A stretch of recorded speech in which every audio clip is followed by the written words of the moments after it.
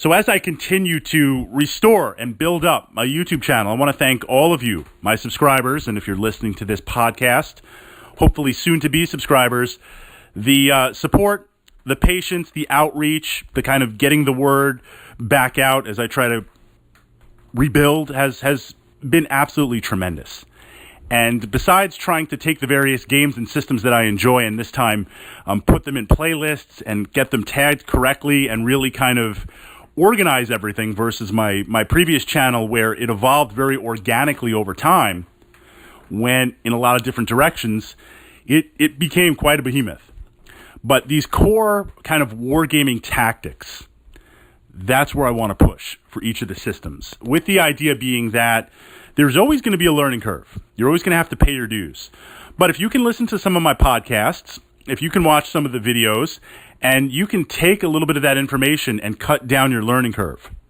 So instead of 10 games, 6 or 5, or even better, take what I'm utilizing, what's worked for me, make it work for you, then that's great. And all it does is reinforce the awesomeness of the gaming community, right? It makes us all better players. You'll start putting stuff on your channel. We'll start getting that synergy going. I'm going to steal some of your ideas. Total credit where credit is due, but I learned so much from you building up that archive. So this is a major tactica point for 40K. And I wanted to push this back up to the archives and get it there. This would be kind of the one thing that is going to get you winning games quickly, keep you winning games, and when you lose focus or when you lose a little bit of direction, get you back on track.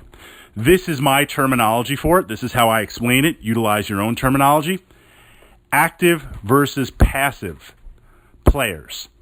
And this is especially important given the you go, I go limited structure of 40K versus something a little more dynamic, say like Battletech, which has a true initiative system, or something like Wings of Glory, where all of the movement and all of the shooting, Wings of Glory is a World War I or II war game, everything happens simultaneously. All the moves, all the shooting, all the interaction.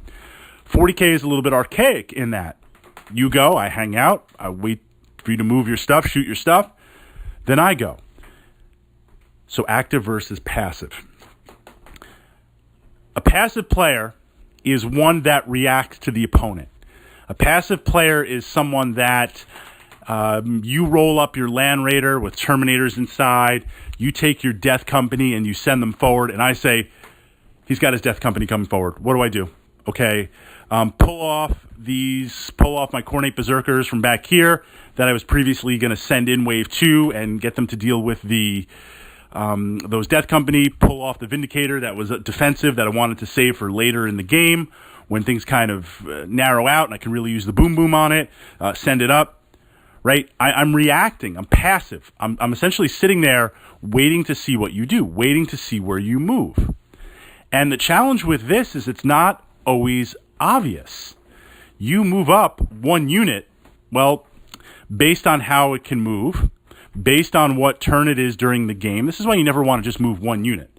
If I move up one unit, you're going to look and say, okay, turn 1 it moved up. Now is it in firing range? How far can it move? What turn is it? Are we turn 2 or 3 or 4? Where are we? You're going to be able to gauge what I'm going to do with it. If I move up one unit and I'm like, okay, look, I'm going to take this Vindicator and I'm going to launch that boom boom across the table at you, but I also start moving up my Zerkers. I also start running up one of my Mauler Fiends up the side of the table. I'm not engaging yet. I'm not attacking. I'm just moving those up. I'm saving them for mid-game. They're kind of my mid-game line breakers on there. I'm not going to attack you now, but if I start moving those up, how do you know what's true? How do you know what's false? So you always want to move multiple units. You always want to move stuff around on 40K, even if you have no intention of going anywhere, even if you're running a gunline unit.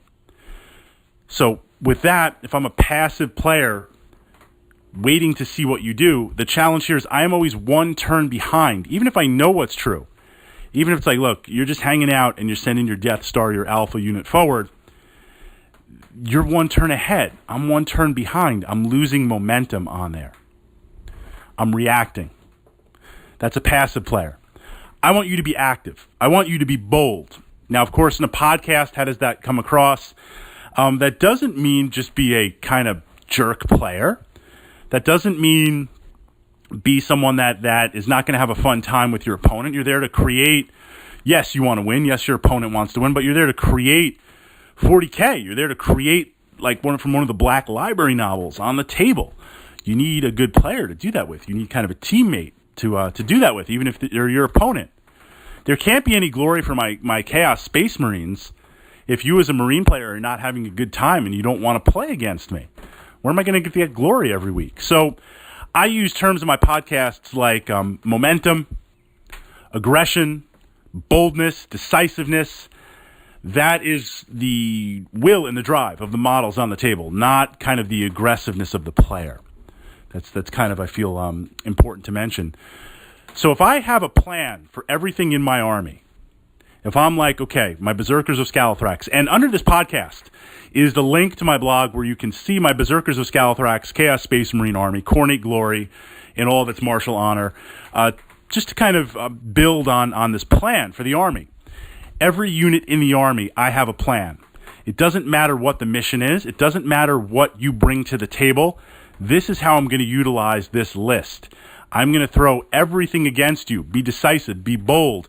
Force you to deal with my army. When you deal with it, you might have a counter. You might wipe me off the table. You might blow up my Alpha, my Death Star type unit. But I'm pushing it. I'm moving it. So with this, I deploy in the center of the table. I have a Lord on a Juggernaut with Spawn. They're heading straight forward into your deployment zone to cause as much chaos, pun intended or not intended? I guess intended, as possible. I've got a Land Raider with Terminators inside. They're moving forward into your deployment zone. I've got a Vindicator. They're moving forward. It's moving forward into your deployment zone. That's going to try and cause as much damage as it can. Eventually, you're going to blow it up. Eventually, you're going to destroy it. But if I can make it to turn 3, and I've kept you fully occupied, it's worth it. Because I'm going to break up your army. I'm going to force you as an active player to passively deal with what I put out there.